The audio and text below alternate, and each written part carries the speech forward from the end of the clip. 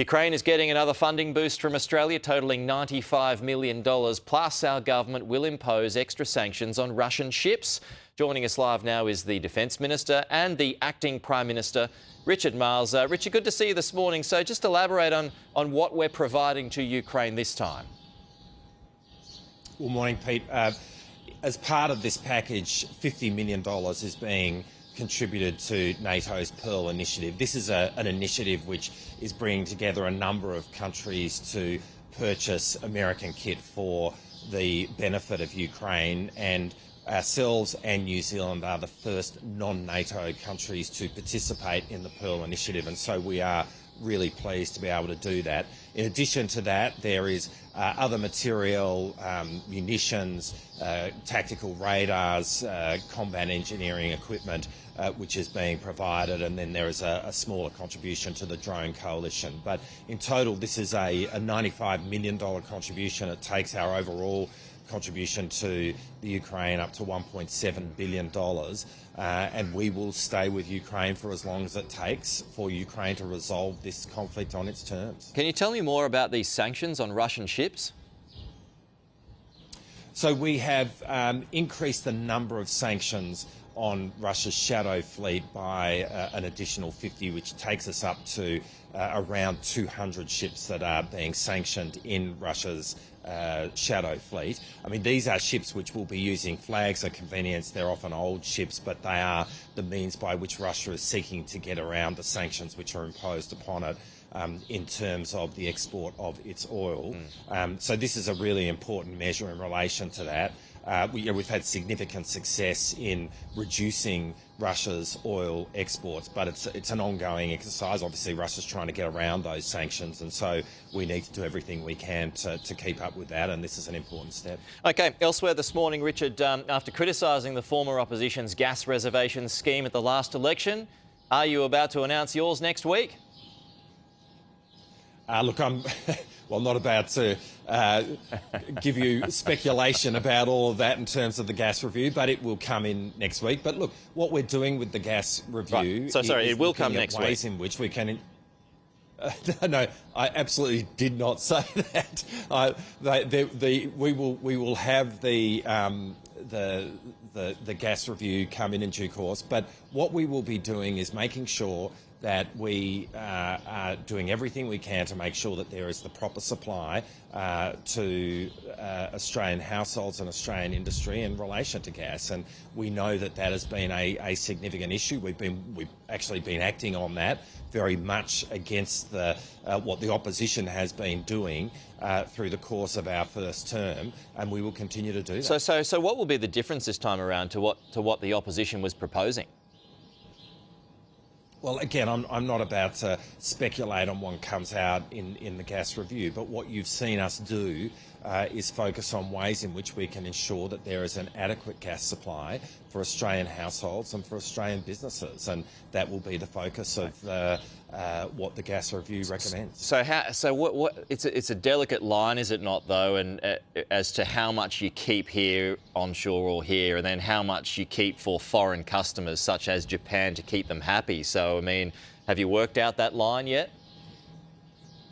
Well, how you manage all of that is indeed a delicate business, and we will continue to be a reliable partner and supplier of choice for countries like Japan and Singapore, where our gas is a key part of their economy.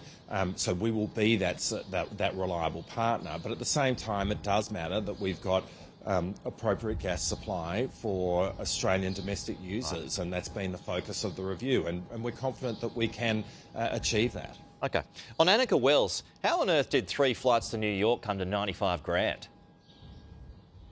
Well, look, at the end of the day, Annika has gone to New York to participate in a session in relation to our world-leading bans on social media for kids. She was there with families who had lost their children as a result of the way in which social media has operated in respect of young people. It's a really important initiative. All of her travel was done in accordance with the guidelines. And the important point here is that Annika was focused on what is a really significant initiative which will be coming into force next week. I don't think no one has problems with the work she was doing, though, Richard. No one's got a problem with her being there. It is good work. It's the cost. Did corporate travel management book it? Because it seems very excessive. Well, at the end of the day, this was all done in accordance with the guidelines. And I can tell you Annika's focus was on making sure that she was attending this really important session at the United Nations in respect of this. We are the first country in the world to walk down this path. She did have to change her travel because of what was transpiring at the time in relation to Optus, and she managed all of that. It's pretty typical. I mean, ministers have difficult issues that they need to juggle. Sometimes that involves changes to travel at the last minute, and that's what occurred in this case. But what she did was meet all her her obligations in her role, and going to New York was a really important part of that. Okay. Finally, when Tony Burke and the Prime Minister said they had no role in the return of ISIS brides, were they lying? No, I mean, what has come out of Senate estimates confirms what Tony Burke has said, and that is that there wasn't a government repatriation here. There was a request, but we did not engage in a repatriation. Beyond doing what was legally required, the government did not assist any of the repatriations that occurred here, and that's the consistent point that Tony Burke has been making. But here, giving officials advice on how to do it with a, quote, commitment to find a way, that is involvement, is it not? We have made it absolutely clear that the government did not support a repatriation of these people. But this shows that you are supporting it.